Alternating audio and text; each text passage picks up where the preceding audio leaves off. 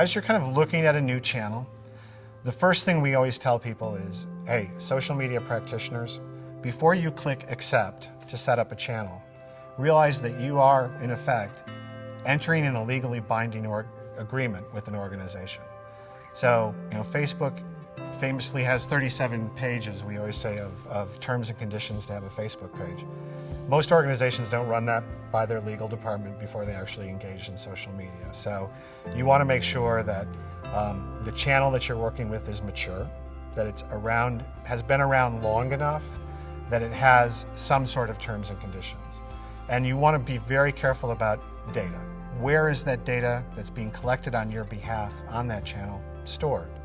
We all know that international laws on data location for an organization need to be taken into consideration. You want to be careful that you're not putting a lot of company content and collecting company information on some server that's resident in a garage in Cupertino, California. New channels are exciting, they're great to work with, they're great to observe. We should absolutely take a step back and observe until that channel reaches a level of maturity where it's appropriate for a corporate voice to be represented there. So we want to make sure terms and conditions are good. We want to look at where the data is stored.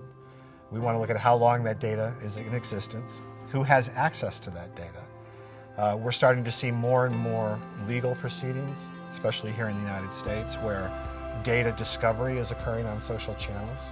So when litigation is threatened against an organization, you need to be aware of where the opposing party may find information about your operations. And a lot of times that's being discovered on social media.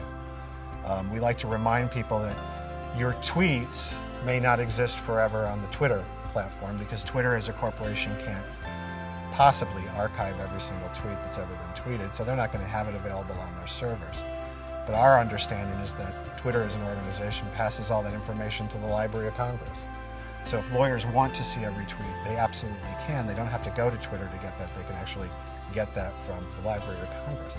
So we want to make sure the data, that we acknowledge where it is, how long it lives. We want to think about our access. Who has access to that data? If we're sharing access with a third party like a digital agency, we want to make sure that's appropriate, that those people treat that information with the same regard that we would expect any information store or resource for the organization to be treated. And then, we want to think about the usefulness of the application. If it's outstayed its welcome, if our audience really isn't engaging with us on a site anymore, that happens. Social channels have their heyday and they start to drift off into the sunset. But if that's what's happening, we want to make sure we very purposefully decommission that site. We let our audience know that we're not going to be maintaining the conversation anymore, that there's a new place for them to come and interact with us, that we appreciate the loyalty that they showed to us on that site up until the bitter end, but that we're moving the conversation somewhere else. So, thinking about a social channel like you treat an application for the enterprise architecture. Your social channel should be viewed just like your general ledger application is. It has an implementation, it gets maintained, it gets modified over the course of it, and it may be replaced someday. But as an application gets replaced, the data is migrated from one place to another. We want to see the same consideration given to social channels.